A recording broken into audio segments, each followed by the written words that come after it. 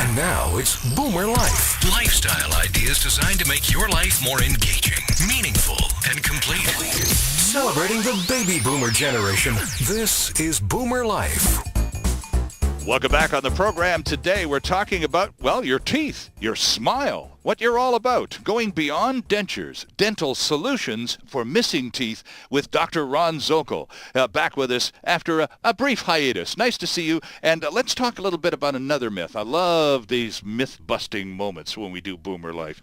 And here's one. You start to see ads in the magazines or in the newspapers or sometimes on the radio for something called teeth in one day. It sounds too good to be true. It sounds like a real rush job that is, a little over the top. I have difficulty wrapping my head around it. Is that the material of myth, or what's the deal? It's not myth. Okay. It's not myth.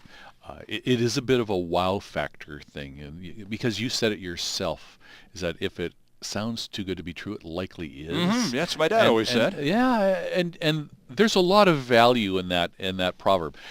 But in this case here, it's the truth.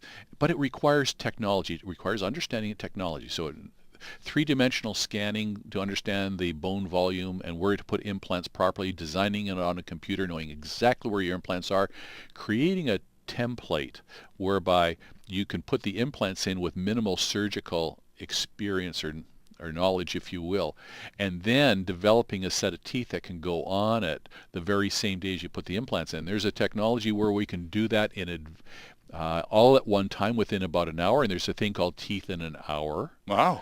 So there's that technology, but that's not quite as good. What we do is that we will actually put implants in, and take your denture and convert it to be supported by the implants we just put in, and that becomes your temporary set of teeth, and you get solid teeth in one day.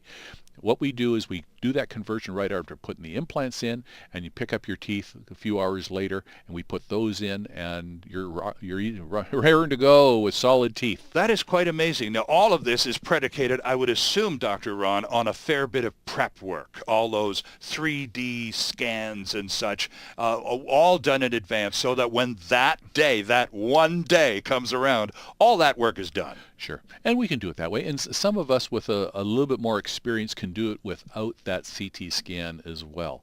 But that just takes a little bit more experience and a little bit more knowledge. Remember, we come from an area, some of us come from an area where these technologies, improvements, these scans and such were not available. We had to deal with whatever presented itself inside the mouth, and we go in surgically, and if we need to rebuild bone, we rebuild bone. We put implants in and rebuild the bone, we do that. We do whatever we had to do, and then put the teeth on those implants same day. So you're talking now about a typical young grad from a dental school. That young man or woman has had some degree of familiarity and some training on the whole concept and approach of implants these days, haven't they? The very basics, right, at an undergraduate level. So when you come out of a dental school with a degree, your training in implant dentistry is very minimal. Okay, but just cat's out of the bag here, Dr. Ron. We already know you're a boomer because you've told us a few times this hour. So when you were in dental school, dental implants there was no such thing. That's another subject. But we were not trained to do anything. It was not even discussed in our program. But we talk about the origin of dental implants. Let's go back 4,000 years. Seriously? Yeah, I consider it to be the second oldest profession in the world. Okay. So are we talking the Egyptians and societies like that? Yes, the Chinese, the Egyptians, the Mayans, all those societies had dental implants. Now, they didn't look or may be made of the same material we use today, but they existed to replace teeth. And when somebody, a pharaoh or a senior, would lose a tooth, they probably put in coral. Sometimes wood was inserted to try and we all replace know the tooth. story of George Washington and his wooden teeth. Exactly. But these were actually pounded into the bone structure. And I can't even begin to fathom how uncomfortable that was. Well, can you imagine? They wouldn't have had a lot of freezing capabilities. No, exactly. Alcohol would have been a big factor, I think, in those days for the patient. For sure. But it goes back that far. Interesting. So implants today are an evolution of what used to be there, and the quality of results that we're getting today are only 30 to 40 years old. At BC Perio, you and your partner, Dr. Bobby Birdie, is BC Perio going to be, is it all about implants, Dr. Ron, or are there other dental services offered as well? There are other dental services, but I think the huge value that we have with BC Perio is that we'll be doing implants and doing advanced as well as basic implant services with a group of specialists. These are highly trained people taking this technology to another level, so the value will be massively greater than on average. Now, how much of your time, and because you have the office at City Square, you're about to move over and join Dr. Bobby Birdie over at BC Perio, and yet you're on the road. You've got 3 weekends of lectures out of the country coming up. So how much of your time, Dr. Ron, do you actually get to spend working with patients? Usually 3 to 4 days a week. As a rule. You're a busy guy. Unfortunately, I am a busy guy. But what's going to happen is that Dr. Birdie and my practices evolve into a single unit.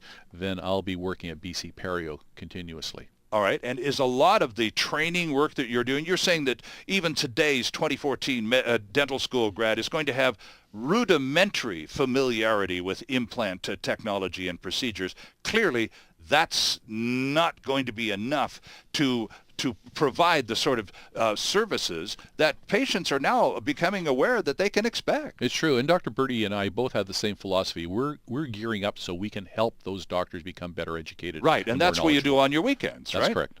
These lecture and seminar groups that you gather, and what do they want to know the most? These are experienced dentists who are trying to upgrade their skill sets. When they come to you, what do they want to know about most? They want to learn how to provide implant dental services at a highly predictable level. And that's the difficulty, is getting the training to do this at a very highly predictable level.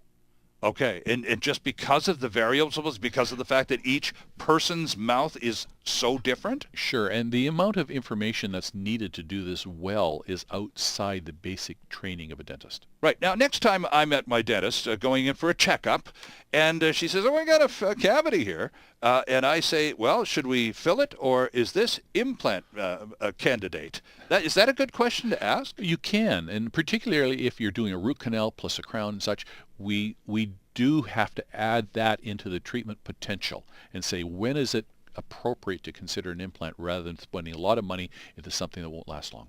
We must talk more. This has been a fantastic introduction to the whole matter of dental implants, but we'll carry on down the road. Nice to have you back. Thank you, Sterling.